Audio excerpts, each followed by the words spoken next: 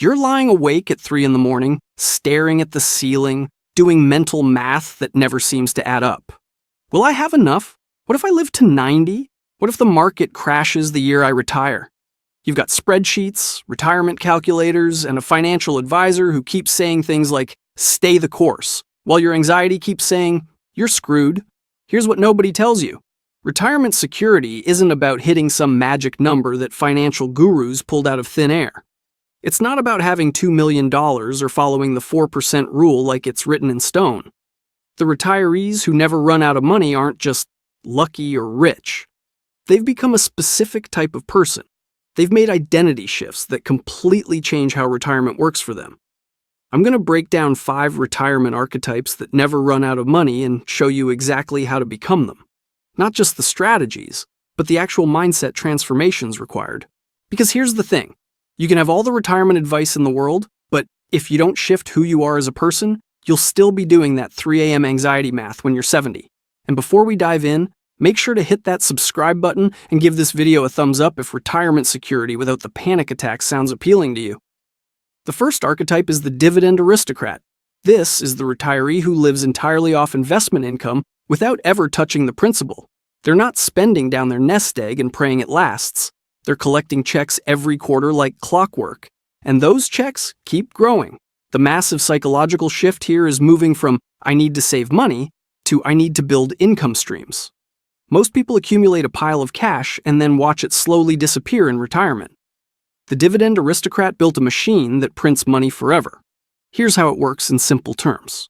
Certain companies pay you quarterly dividends just for owning their stock. You buy shares of Johnson & Johnson, and 4 times a year, they deposit money into your account. You didn't do anything. You didn't sell anything. You just owned the stock. It's like being a landlord of corporate America, except you never have to fix a toilet at 2 in the morning or deal with a tenant who thinks rent is optional. Now let's talk about the math, because this is where it gets interesting. The average dividend yield on solid established companies is around 3 to 4%. So if you want $50,000 a year in dividend income, you need roughly $1,250,000 to $1,660,000 invested. I know that sounds like a lot, but stay with me. The magic happens with dividend growth. These aren't static payments. Companies that consistently pay dividends typically increase them every year, often faster than inflation.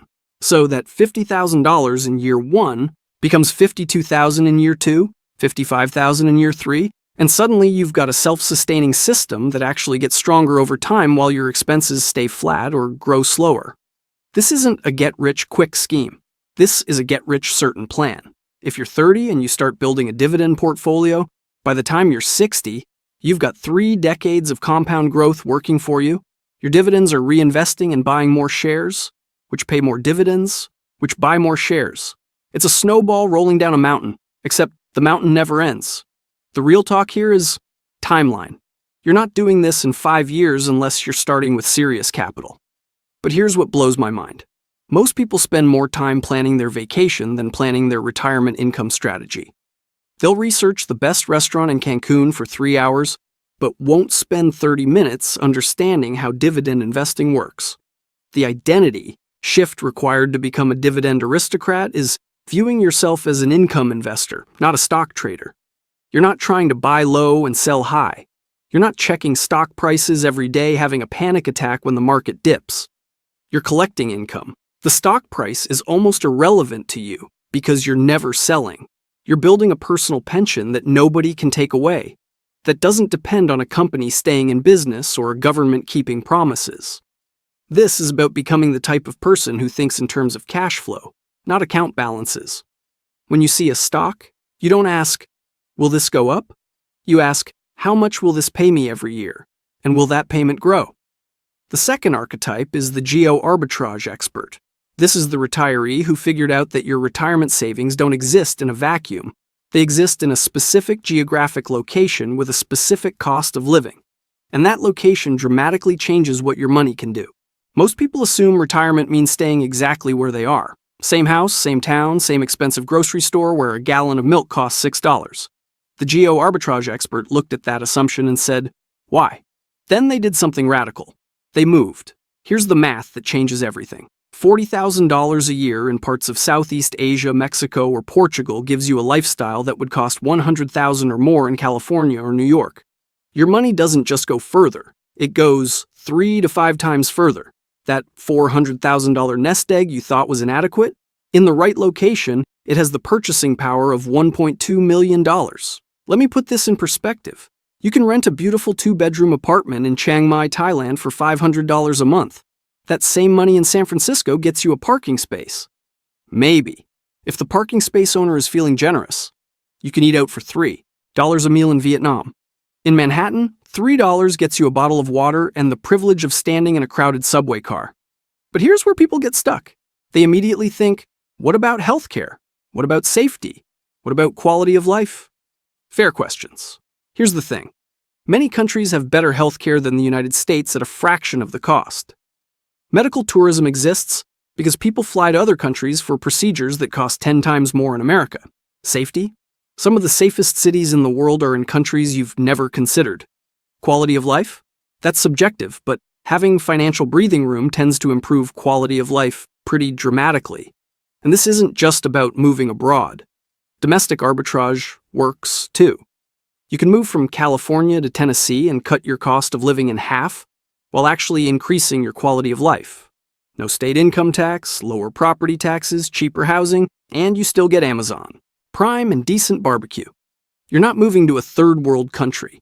You're moving to a place where your dollars work harder. The psychological freedom this creates is massive. When your money goes 3 times further, you're not worried about outliving your savings. You're worried about which beach to visit this weekend. You finally get to live like you have money. Because, relative to your location, you do. The identity shift here is moving from rooted to strategic about location. Most people are anchored to a place because of family, friends, or just inertia. They never question it. The geo-arbitrage expert questions everything. They ask, is this location serving my financial goals or killing them? They're willing to be uncomfortable for a few months to gain decades of financial security. This doesn't mean you abandon your family or never see your friends again. It means you become intentional about where your money lives and works. You become the type of person who designs their lifestyle around their goals instead of accepting whatever lifestyle their current zip code allows. The third archetype is the encore entrepreneur. This is the retiree who builds small income streams doing work they actually enjoy. And before you throw your phone across the room, hear me out. This isn't about working until you die. This is about destroying the myth that retirement means complete work cessation. Here's the psychological reality that nobody talks about. Most people get bored and depressed without purpose. You spend 40 years dreaming about the day you never have to work again, and then 6 months into retirement, you're watching your 3rd hour of daytime television wondering why you feel empty inside. Humans need purpose. We need to create things, solve problems, contribute. The encore entrepreneur figured out how to get paid for that instead of just volunteering at the library. The beautiful part is, you're not building a corporation. You're not working 60-hour weeks. You're doing something you actually like, on your terms, for a few hours a week. Consulting in your old field, teaching online courses about your expertise, freelance writing, selling crafts on Etsy, running a small online business. Whatever lights you up instead of drains you. Here's where the math gets really interesting. If you can generate just $1,000 to $2,000 per month doing something you enjoy, you've just slashed your required nest egg by $300,000 to $500,000. Let that sink in. A small side income doesn't just supplement your retirement. It fundamentally changes how much you need saved. Let's say you thought you needed $1.5 million to retire, but you're making $1,500 a month from consulting 2 days a week. That's $18,000 a year. Using the 4% rule in reverse, that's $450,000 less you need invested. You just turned your inadequate $900,000 portfolio into effectively $1.35 million through a couple days of work you actually enjoy. And here's the kicker. Business income in retirement has tax advantages that just drawing down savings doesn't. You can deduct expenses, you can contribute to retirement accounts, you can write off your home office. The IRS is basically subsidizing your hobby that happens to make money. The objection I always hear is, but I don't want to work forever. Neither do I. But there's a massive difference between working because you have to and working because you want to. There's a difference between showing up to a job you hate for 40 hours a week and spending 5 hours a week doing something meaningful that also happens to pay you. Think about it this way. You're finally getting paid to do your hobby instead of having to explain to your spouse why you spent $300 on woodworking tools or photography equipment. Now, those tools are business expenses. You're not spending money on your hobby. Your hobby is making you money. The identity shift here is moving from I'm done working to I'm done with work I hate. You're becoming the type of person who sees retirement not as an ending, but as a beginning. You've got decades of expertise, skills, and knowledge. Why would you just turn that off? The Encore entrepreneur monetizes their experience in a way that feels like play, not work. This isn't about grinding. This is about designing a retirement where you have purpose, income, and freedom all at the same time. You're not choosing between financial security and enjoying retirement. You're building both simultaneously. The fourth archetype is the debt-free minimalist. This is the retiree who engineered their lifestyle to require minimal income. They're not trying to fund a luxury retirement, they're funding a peaceful one. And here's the counterintuitive truth that the financial industry doesn't want you to know. Retirement security is as much about reducing expenses as increasing assets. Everyone obsesses over how to get their portfolio to $2 million. The debt-free minimalist asked a better question. What if I only needed $800,000 because my expenses are half what everyone else's are? Same security. Way less stress getting there. Here's the math that changes the game. Every $1,000 you cut from your monthly expenses equals needing $300,000 less in retirement savings. Read that again. Cut your expenses by $1,000 per month, and you just made $300,000 appear out of thin air. Cut $2,000 per month, that's $600,000 you don't need to save. You just Marie Kondo'd your way to financial independence. The big three expense categories that absolutely murder retirement are housing, transportation, and healthcare. Let's break them down. Housing is the monster. The average American spends 30 to 40% of their income on housing. The debt-free minimalist paid off their house before retirement. No mortgage payment means your single largest expense just vanished. That's typically $1,000 to $2,000 per month that you don't need your portfolio to generate. Right there, you've reduced your required nest egg by $300,000 to $600,000 just by owning your home free and clear. Transportation is the silent killer. Car payments, insurance, gas, maintenance. The average American spends over $9,000 a year on this. The debt-free minimalist drives a paid-off, reliable car, lives somewhere walkable, or uses public transportation.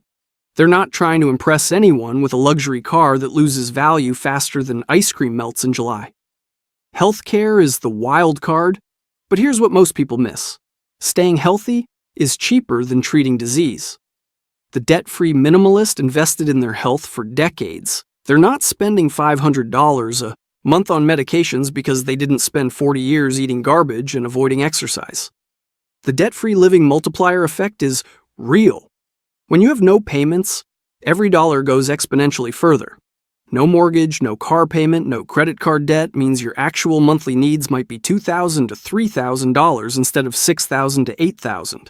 You just turned a mediocre retirement portfolio into a comfortable one without earning a single extra dollar. Here's where people get stuck in the scarcity mindset trap. They think this is about deprivation, about living in a tiny house eating ramen and never having fun. That's not what this is. This is about intentional spending. The debt-free minimalist spends money on what actually brings them joy and cuts everything else ruthlessly. The identity shift here is moving from I deserve nice things to I deserve financial peace. You're becoming the type of person who values freedom over possessions, security over status. You're not keeping up with anyone. You're building a life where money stress doesn't exist because you need so little of it to be happy. The fifth archetype is the hybrid optimizer, and this is where things get really powerful. This is the retiree who looked at the first four types and said, why pick just one? They're blending multiple strategies to create exponential safety margins that make running out of money basically impossible. Here's what nobody tells you about financial security. Combining strategies doesn't just add protection, it multiplies it. It's like having multiple backup parachutes. If one fails, you've got 3 others. Except in this case, none of them are failing because they're all working simultaneously. Let me walk you through a realistic example that shows how this actually works. Meet hypothetical Sarah. She's got a modest dividend portfolio generating $15,000 a year. Not enough to live on by itself. She also does part-time consulting work that brings in another $18,000 annually. Still not enough separately. And she moved from Seattle to Asheville, North Carolina, cutting her cost of living by 40%. Now suddenly, her $33,000 in combined income covers what used to require $55,000 because her expenses dropped. Here's where your mind should be exploding. Sarah doesn't need $2 million saved. She needs maybe $750,000 to $1 million, and she's got better security than someone with twice that amount who's using the traditional save everything and pray approach. She's got dividend income that grows with inflation, consulting work that keeps her sharp and connected, and a cost of living that makes her money go further. If one income stream has a bad year, the other 2 carry the weight. The risk mitigation here is what creates true retirement confidence. You're not dependent on the stock market behaving. You're not dependent on your health staying perfect so you can keep working. You're not dependent on your location staying affordable. You've got multiple income streams and multiple expense optimizations all working together. There's no single point of failure. The psychological benefit of this approach is massive. You're not lying awake at 3 in the morning doing anxiety math because your math has margin built into every calculation. You've got flexibility and options. If you want to spend more one year, you can pick up a bit more consulting work. If you want to work less, your dividend income and lower expenses cover you. You're not locked into one rigid plan that falls apart if anything changes. Here's the thing people get wrong. They think they need to master all 5 archetypes perfectly. You don't. You just need to combine 2 or 3 that fit your life. Maybe you're the dividend aristocrat who also optimized expenses. Maybe you're the geo-arbitrage expert who does some encore entrepreneur work. The combinations are endless, and they all work. The compounding effect of small optimizations in multiple areas creates results that seem impossible when you're just focused on one strategy. It's like cooking. One ingredient is just food. But combine the right ingredients, and suddenly you've got something that's greater than the sum of its parts. You're not just adding flavors, you're creating entirely new ones. The identity shift here is moving from rigid retirement planning to adaptive financial strategy. You're becoming the type of person who doesn't follow one guru's advice blindly. You're taking the best pieces from multiple approaches and building something custom that actually fits your life. You're a retirement Swiss Army knife. And that versatility is what makes you basically bulletproof financially. And you'll be even more financially bulletproof if you stop wasting your money on these 31 items that are no longer worth the money in retirement.